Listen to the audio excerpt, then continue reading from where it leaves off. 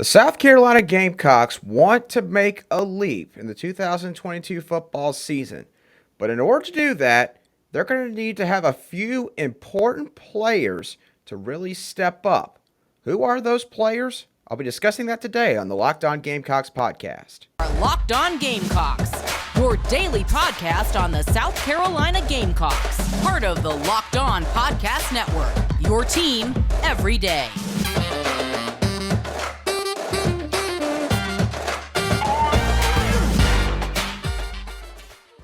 Hello, Gamecock Nation, and welcome back to the Locked On Gamecocks podcast, your show for daily Gamecock headlines and potential storylines for your favorite South Carolina sports teams. I'm your host, as always, Andrew Lyon, and today we're going to continue to look ahead at the 2022 football season.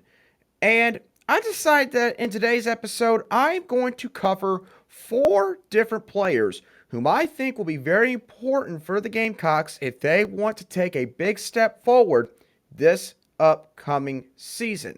The players that I'm going to be talking about are Antwane Wells Jr., Christian Beal-Smith, Marcellus Dial, and Sherrod Green, in that order for today's episode. Before I start discussing about these players, as always, thank you for making the Locked On Gamecocks podcast your daily choice for South Carolina Gamecock sports coverage. Okay, so let's start off with Antwane Wells Jr. Antwane Wells Jr., as y'all may recall, is a transfer wide receiver from this past offseason who was last playing at James Madison up in Virginia.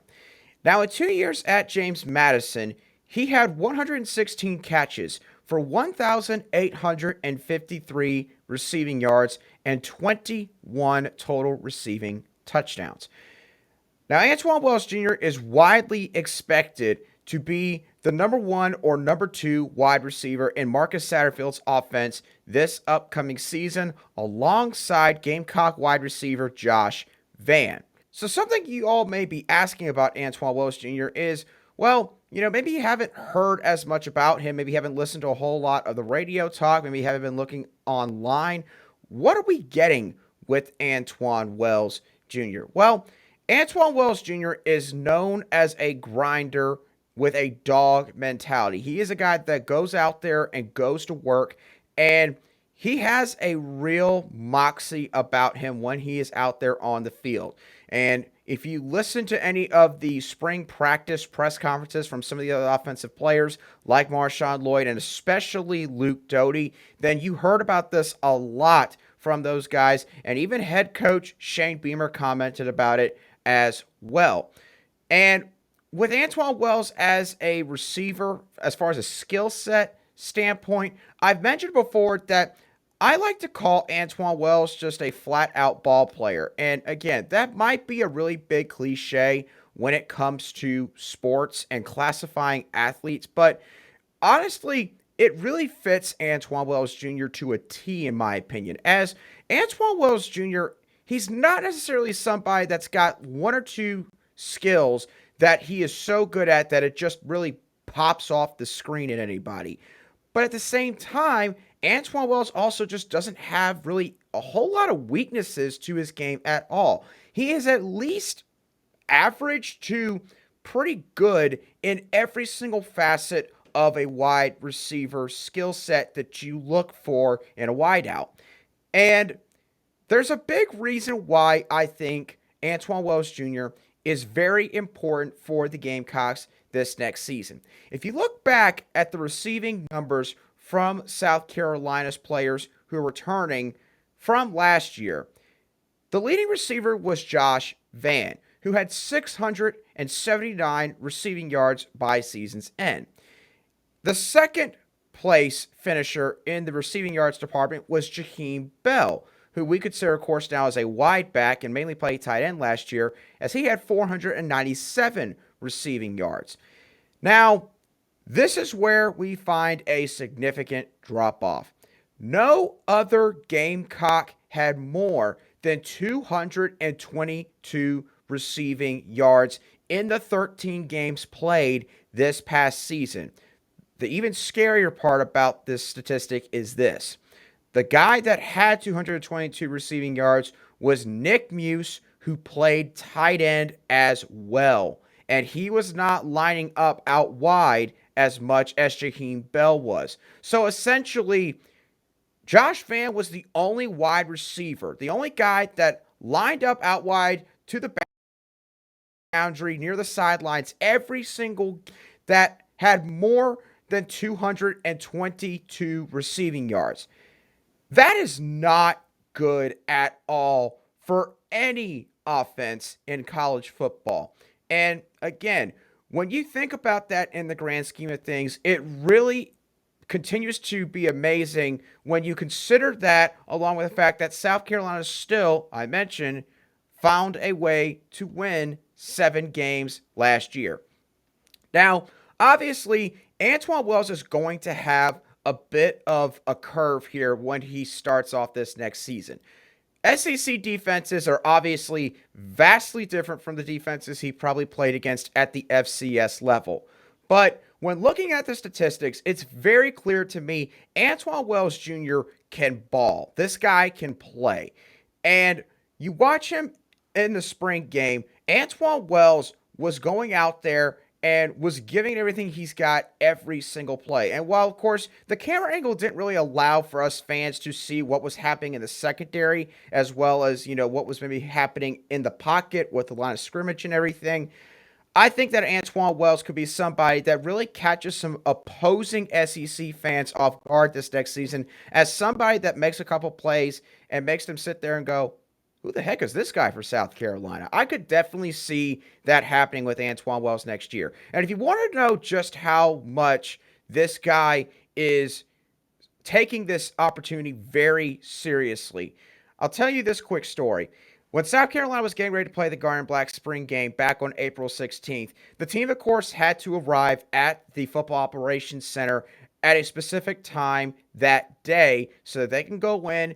They could start to, maybe get treatment from the athletic trainers. They can talk with their position coaches and essentially start their preparation for the game later that night. I don't think the players had to be there until like 3 p.m. that afternoon, which kind of makes sense because that would have given them like 4 hours to do all that stuff before the game was going to start later that night.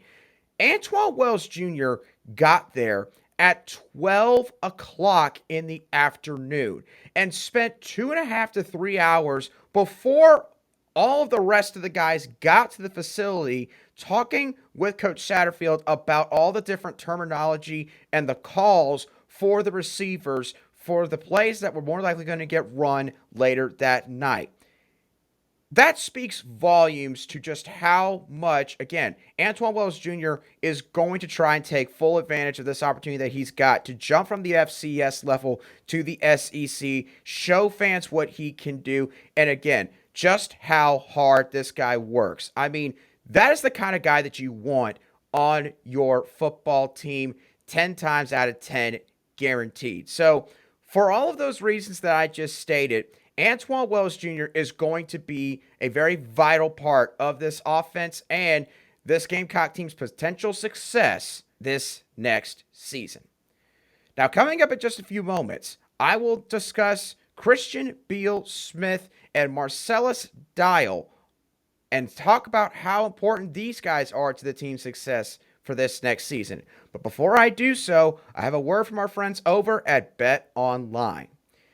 BetOnline.net is your number one source for all of your betting stats and sports information, where you'll find all the latest sports developments, news, and odds, including the NHL Stanley Cup Finals. The Avalanche, as of this recording, now currently lead the Lightning 3-1. Lightning now have their backs against the proverbial wall, and they lose one more game, the Colorado Avalanche will win the Stanley Cup Championship. You've also got regular season Major League Baseball games going on. And of course, you'll get all the latest fighting news from MMA and UFC all the way to boxing.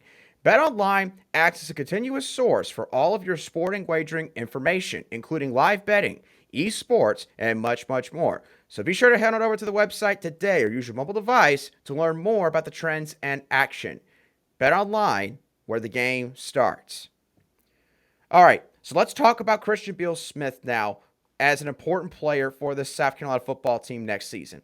Now, to remind all of you, Christian Beal-Smith is a transfer running back who is coming from Wake Forest, where he rushed for 1,871 yards and 14 touchdowns in the 4 seasons he played with the Demon Deacons. He is expected to probably be the second back out of the running back room behind Marshawn Lloyd this upcoming fall. Now, when watching film of Christian Beal-Smith earlier this offseason, before I even started on this podcast, pretty much the way I see Christian Beal-Smith, he is a workhorse type of running back. He is a guy that you send out there where pretty much if it's a play where you just got to have it, you got to get some yards, whether it's you got to get some yards to maybe offset a really bad sack or a bad run play that got blown up on first down, or if it's third and short and, hey, we need a first down here to extend the drive, maybe it's later in the game, so if we don't get this drive extended, the game is pretty much over. Christian Beal-Smith is the guy that you send out there to get you those yards. He's not going to blow you away with his speed. He's not going to blow you away with his spin moves and his juke moves, maybe like a Marshawn Lloyd can. And, of course, the speed, you can attribute that to Juju McDowell. Both of those guys have those traits, while Christian Beal-Smith does not. But I will tell you this much. Christian Beal-Smith runs like a bull in a china shop. There are not very many players who are going to probably be able to stand up Christian Beal-Smith on a run play one-on-one and be able to drive him back for a net loss of yards. You're not going to see that happen very often with this guy. And the other thing is this. The unique part about Christian Beal-Smith is he comes from a Wake Forest offense where, for those of you who really pay attention to college football, Wake Forest has this facet of their offense that's extremely unique and different from most offenses called the slow mesh. Now, the slow mesh is basically this. The mesh part is when the quarterback gets the snap from the center, and say they're in the shotgun, the running back then comes up to the quarterback, and the quarterback puts the ball in the gut of the running back and is looking ahead, sort of scanning the field to kind of see what's happening with the offensive line, where the linebackers set up. Are they inching up closer to the line of scrimmage, or are they falling back in coverage? That is the quote-unquote mesh point. And a slow mesh basically just means they're doing that at a much slower pace. Now, a lot of you people may be thinking, well, would that be a bad idea to run a slow mesh because you're giving the defense sort of more time to diagnose what's going on? And from a logical standpoint, it does sound like it wouldn't work out very well, except for Wake Forest. They've actually used this to their full advantage, and it led to them having, I believe, a top 15 scoring offense this past year at the FBS level and a double-digit win season. Wake Forest found tremendous success with this offense under offensive coordinator Warren Ruggiero, and it has really changed the game for them in terms of ACC play and being able to actually go toe-to-toe with some of the more prestigious programs in that conference. And so my point is, with the slow mesh, Christian Beal-Smith really had to learn patience when it comes to the running game. Some running backs are really good athletes, but they never pan out as a running back at the collegiate or professional level because their ball carrier vision and their impatience to maybe not be willing to wait and see if a gap opens up, that comes back to bite them. They'll end up running into an offensive lineman, or they'll run right into a gap where the linebacker pretty much sees where they're going the whole way, and they get stuffed, tackled for a loss. Before you know it, they're no longer starting, or if it's the NFL, they've probably been cut, and they're out of a job. So that is extremely important in terms of running backs, and it doesn't get brought up enough. Christian Beal-Smith understands that, though, to such a significant degree because of this offense. Now, moving on to why he's so important. I kind of alluded to it earlier. He is going to be the workhorse back in this South Carolina offense this next season.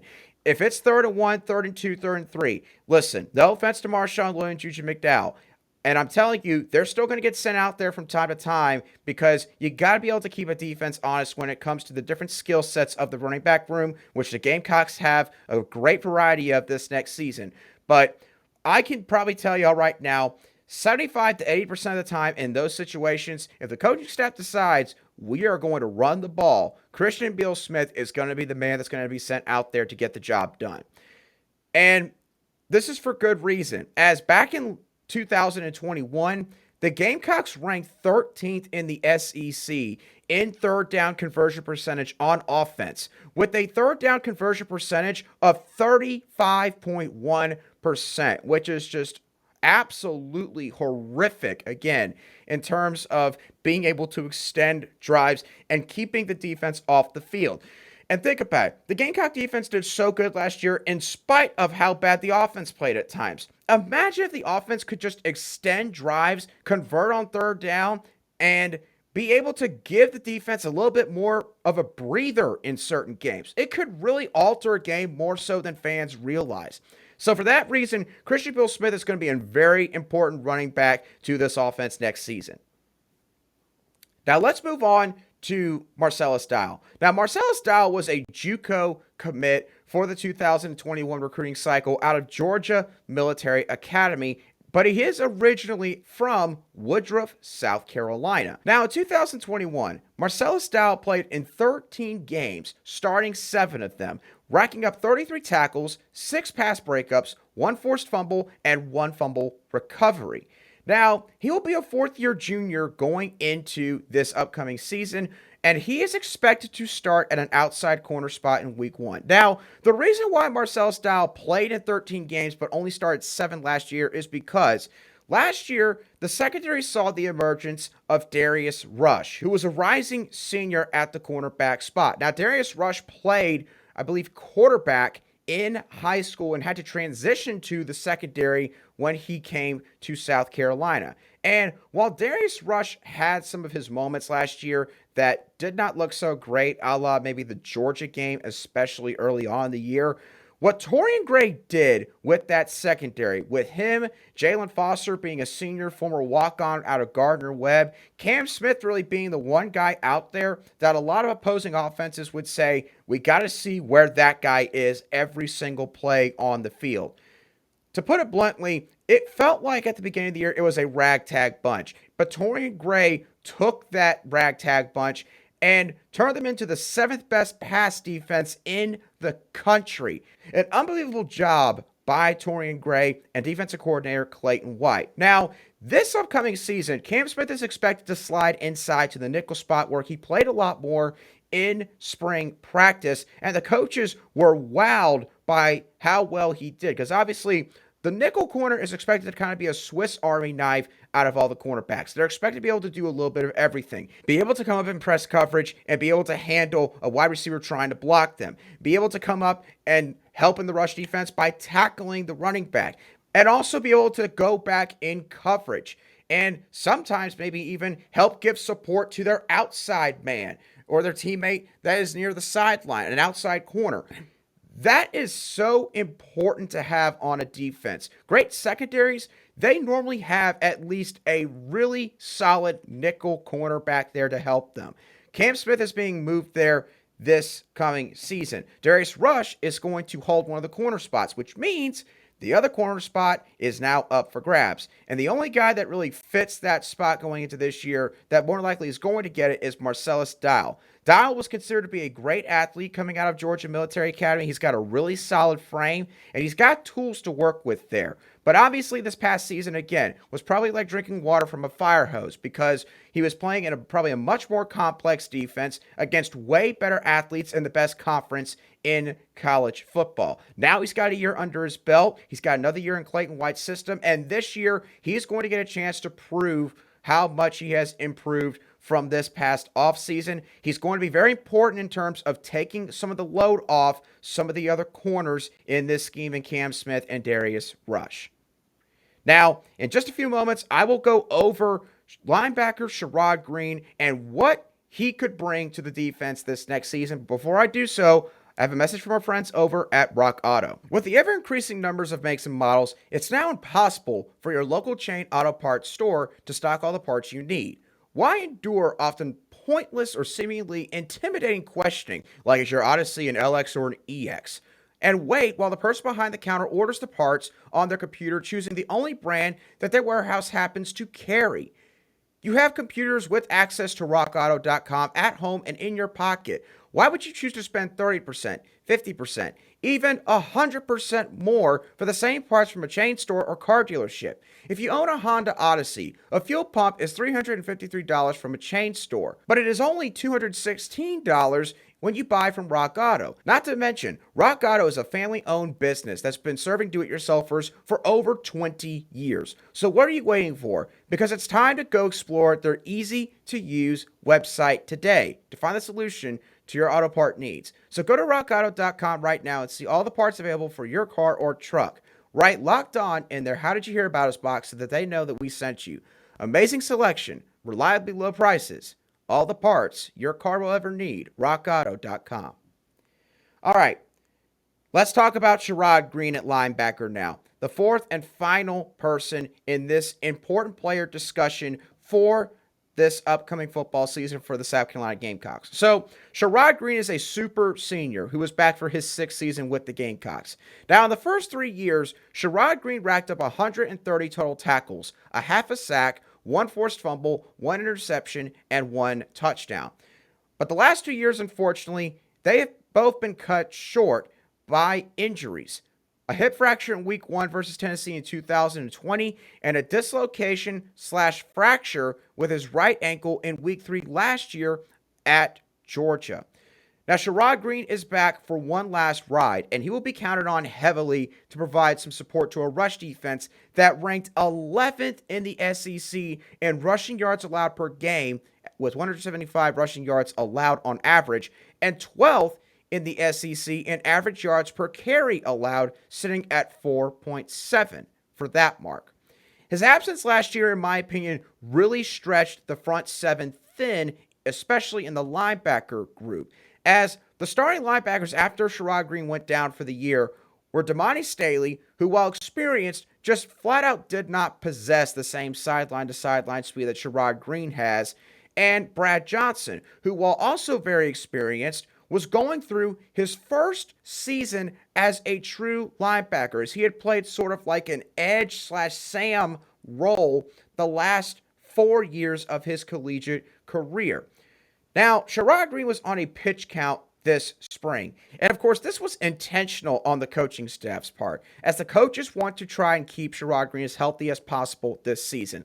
Listen, there's no question that there was a lot of games last season where the reason that South Carolina lost the game was because the rush defense just flat out didn't play up to snuff. You think about games like Clemson at home, as much as I hate to bring that game up, like Kentucky at home, like Missouri on the road, and Georgia on the road. A lot of games where South Carolina gave up at least like a minimum of 180 plus yards or more in each of those games. Heck, even Auburn, who South Carolina defeated at home, rushed for, I believe, 175 to 185 rushing yards, which is a pretty solid mark for a single game. South Carolina's defense just flat out wasn't cutting it in the rush defense department on multiple occasions last year.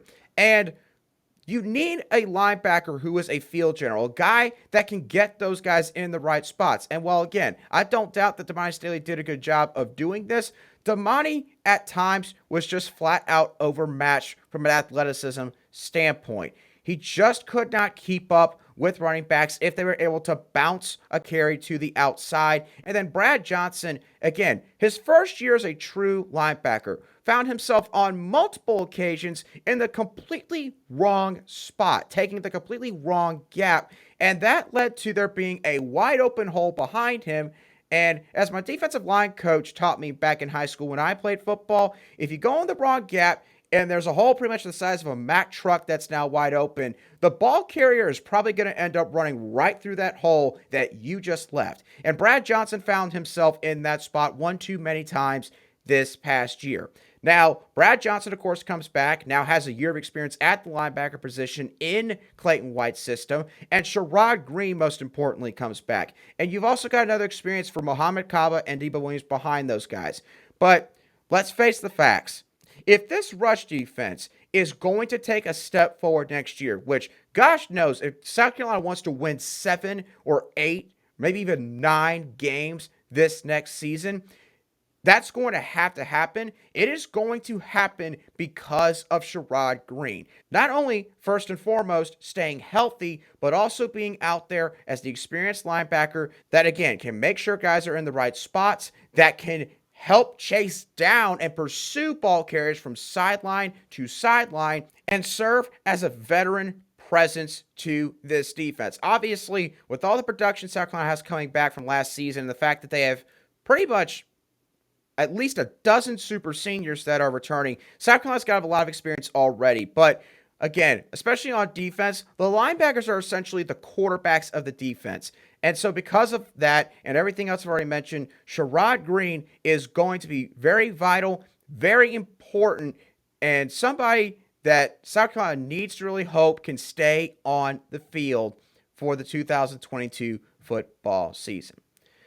But with that being said, y'all, that is going to do it for today's show of the Locked On Gamecocks podcast. I hope you all thoroughly enjoyed it. What are your thoughts? Is there a player that I didn't mention in today's show that you think is maybe even more important than some of the other guys I've mentioned? Do you think maybe I nailed it with these selections? I want to hear your thoughts down in the comments section if you're listening on YouTube. As always, if you listen to these podcasts through an audio podcast app, whether that be Google Podcasts, Spotify, Apple Podcasts, Odyssey, then feel free to tweet me at @aline_SC. I want to hear y'all's thoughts on who y'all think are the most important players for the Gamecocks going to next season. And I understand it. I could have very easily picked guys like a Spencer Rattler, like a Marshawn Lloyd, like a Jordan Birch or Jordan Stroud. I could have picked guys like that, but I've talked about a lot of these guys already, and so I really wanted to make a point to highlight today some different players that I haven't discussed about as much as some of the others.